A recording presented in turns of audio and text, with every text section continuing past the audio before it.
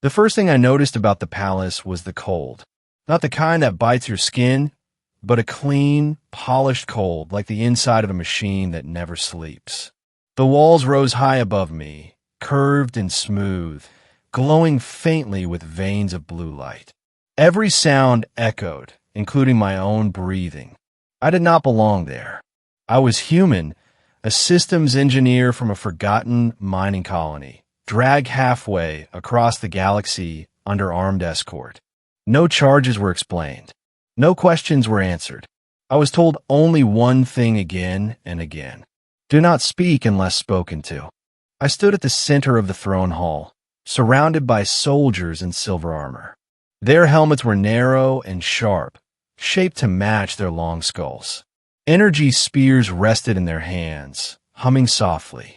At the far end of the hall, on a raised platform, sat the alien queen, Queen Sereth of the Varelian Dominion.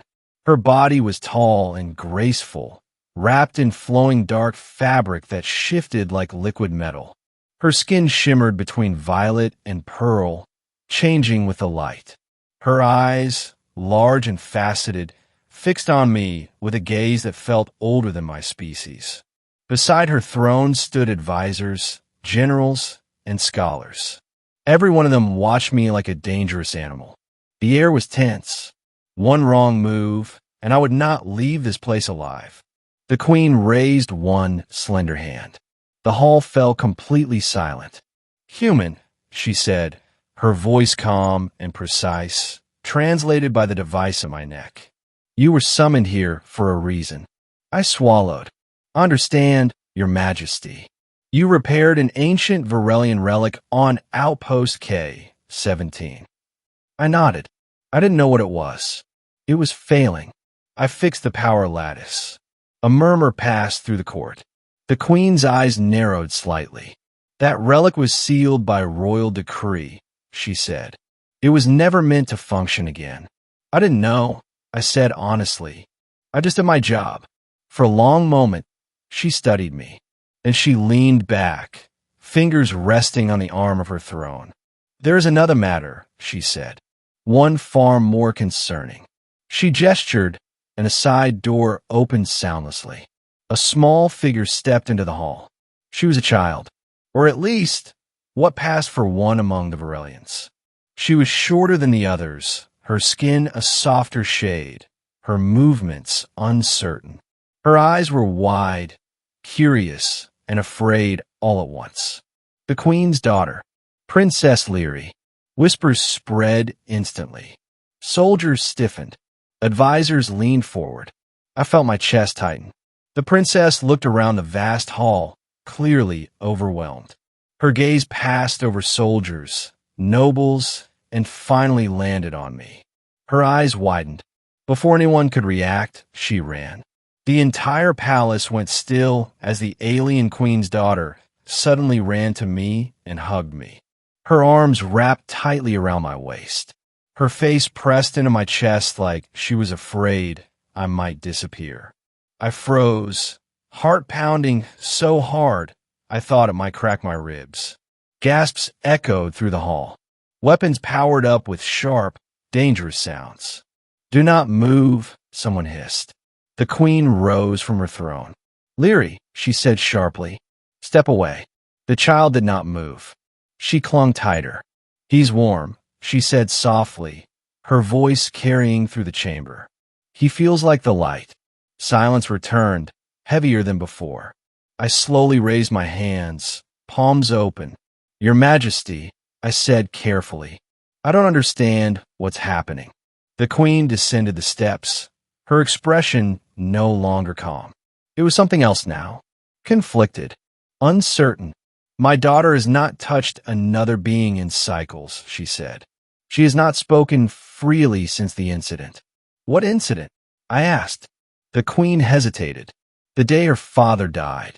The room seemed to darken. I looked down at Leary. Her grip loosened slightly, but she did not let go. "He saved me," she whispered. "Like him." My breath caught. "Saved you how?" She looked up at me, eyes glowing faintly. "From the dark machine. The relic." Suddenly, I understood why I was there. The middle of the story unfolded in fragments over the next several days. I was not imprisoned. I was not free either.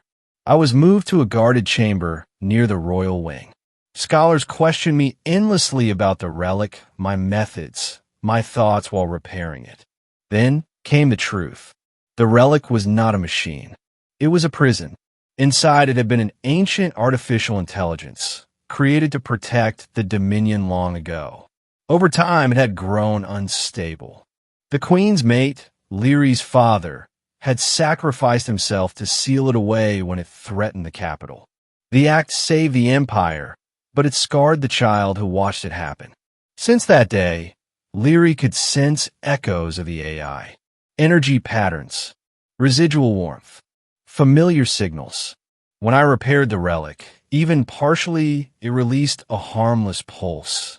To her, it felt like her father reaching out again. And somehow, that same energy clung to me. "She thinks you carry him," the Queen said one night as we watched Leary sleep peacefully for the first time in years. "Or a piece of what he was." "I don't," I said quietly, but I didn't erase it either.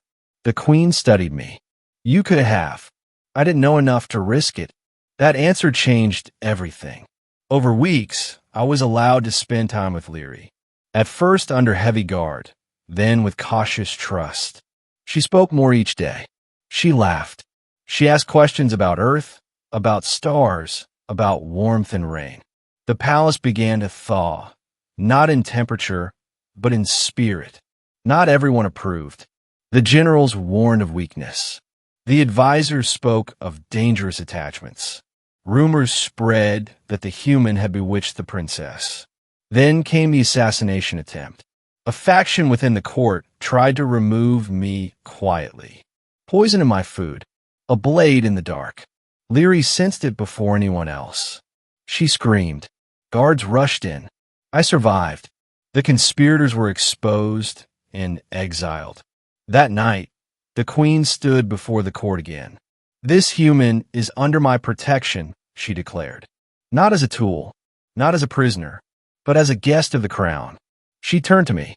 "You gave my daughter something I could not. Peace." The ending came months later, beneath a sky filled with unfamiliar stars. I stood at the edge of a launch platform, ready to return to my life among humans. My ship hummed softly behind me. Leary hugged me again, tighter than before. "Will you come back?" she asked. "I will," I said, "if you call." The Queen watched silently, then inclined her head. "You will always have a place here," she said, "in a palace that once froze and now remembers how to breathe." As my ship lifted into the stars, I looked back at the glowing halls. I arrived there as a nobody. I left as a bridge between worlds. And somewhere deep within that palace, a child slept without fear, holding on to warmth instead of shadows.